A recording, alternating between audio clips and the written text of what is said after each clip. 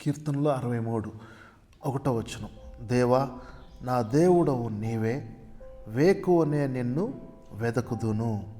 2 నీ బలమును నీ ప్రభావమును చూడవలెనని పరిశుద్ధాలయమందు నేనెంతో ఆశతో నీ తట్టు కనిపెట్టి ఉన్నాను.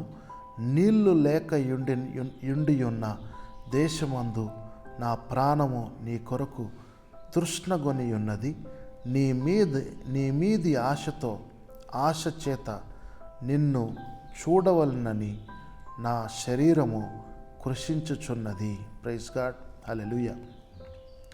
3వ వచనం. నీ కృప జీవము కంటే ఉత్తమము, నా పెదవులు నిన్ను స్తుతించును.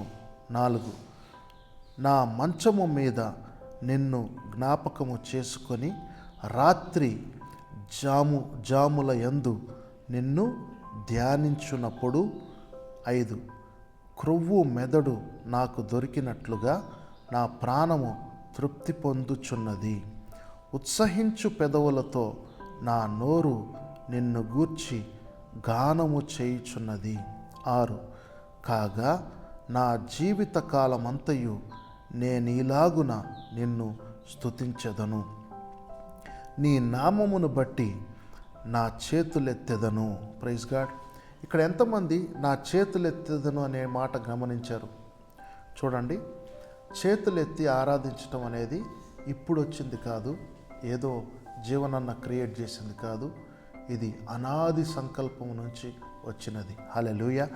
7వ వచనం చూడండి.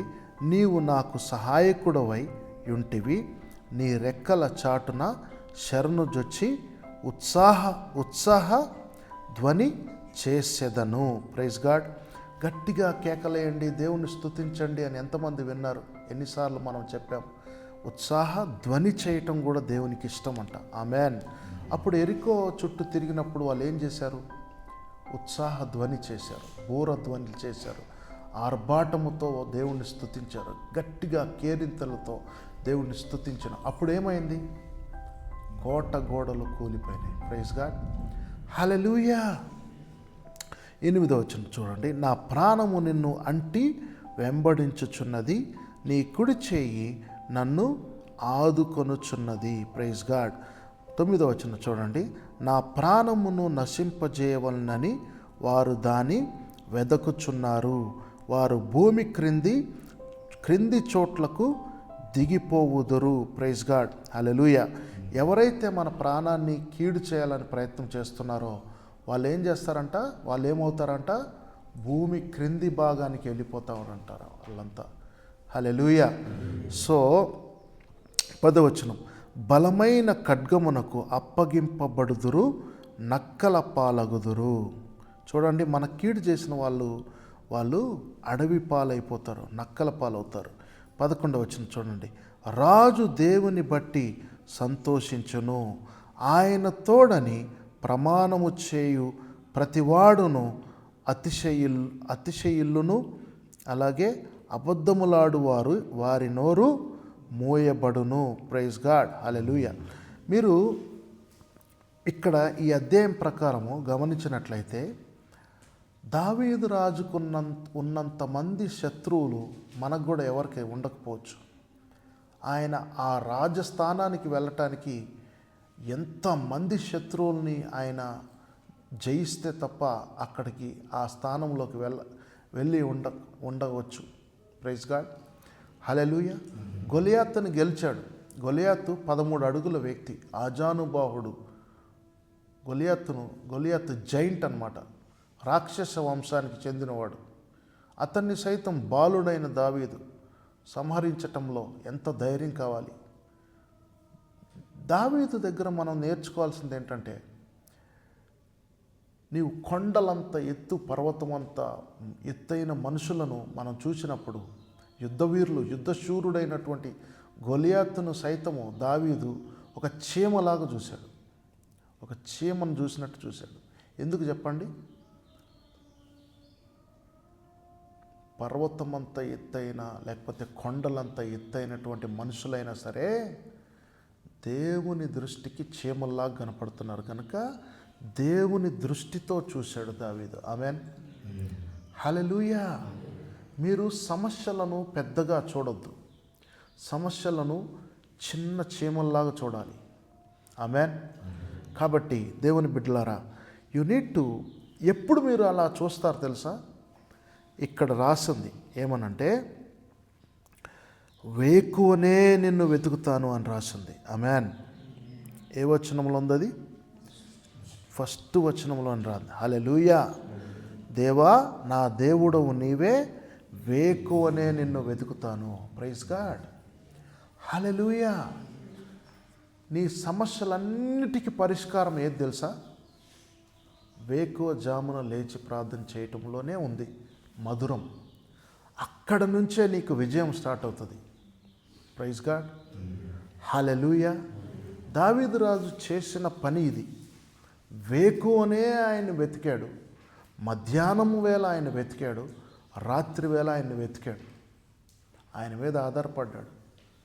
వేకువనే వెతికిన వాళ్ళు మధ్యాహ్నం మందు ఎదురైనటువంటి, ఆకలితో ఎదురైనటువంటి సింహాలైనా సరే, ఎలుగుబంట్లనైనా సరే, బాలుడుగా ఉన్న దావీదు బాలుడుగా ఉన్నను దుడ్డు కర్రతో ఒడిసెలతో కొట్టి చంపాడు ఆ వైల్డ్ యానిమల్స్ని. Praise God. హల్లెలూయా.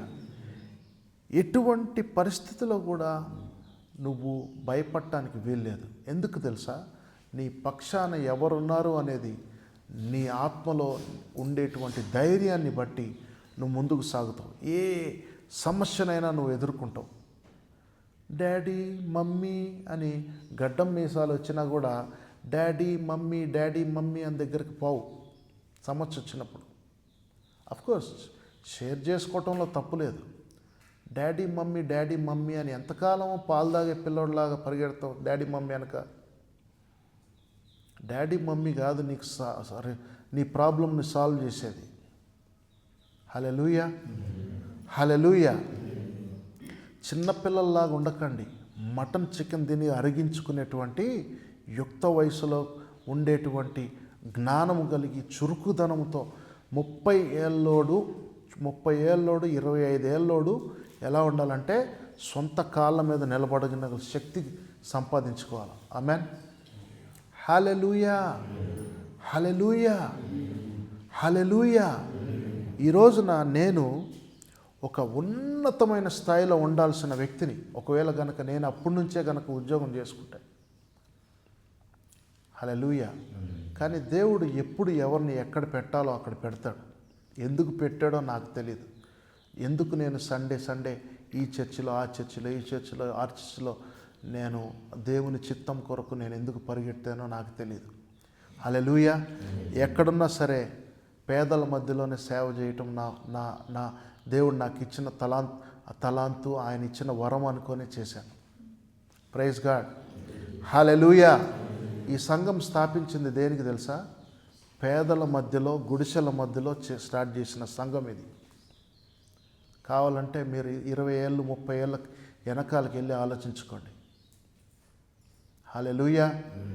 నేను ఒక అబ్బాయితో అదే చెప్పా, ఇది మిషన్ సంఘం అబ్బాయి, ఇది చిన్న మిషన్ సంఘము, ఇది పేదల మధ్యలో స్టార్ట్ అయిన సంఘము. ఆ సంఘము ఈ సంఘము ఆ స్థలం అది ఇంతంతాయి అంతంతాయి ఈ విధంగా ఈ రోజున ఉన్నది. గతాన్ని మర్చిపోవద్దమ్మా. మీరు ప్రార్థనలో ఎదగాలనే మా ఆశ, మీరు ఆత్మలో ఎదగాలనే మా ఆశ అని మేము పోరాడాము. అదే పోరాటం ఇప్పటికీ సాగుతుంది. మాకు మీరు సహకరించండి అబ్బాయిలు అమ్మాయిలు అని నేను ఎవరు కనపడినా చెప్తూ ఉంటాను. Praise God. హల్లెలూయా. ఇది నా శక్తి కాదు, నా బలము కాదు, లేకపోతే మా నాన్న స్థాపించాడని కాదు, ఎవరిది కాదు. ఇది దేవుని సంఘం. ఆమెన్. మీరు దేవుని బిడ్డలు. ఆమెన్. మేము కేవలం పనిముట్లం అంతే. మేము జస్ట్ పాత్రలం, మీకు సర్వ్ చేసే పాత్రలం మేము. కాబట్టి పాత్రలని మీరు అశ్రద్ధ చేయొద్దు. పాత్రలని మీరు పవిత్రంగా చూసినప్పుడు, ఆ పాత్రలోనిది మనం త్రాగినప్పుడు, ఆ పాత్రలోనిది మన కడుపులోకి వెళ్ళినప్పుడు అది ఆరోగ్యాన్ని ఇస్తుంది. ఆమెన్. హల్లెలూయా. కాబట్టి పాత్రలు కదా అని చెప్పి అశ్రద్ధ చేసామంటే అపవిత్రం అయిపోతాం మనం.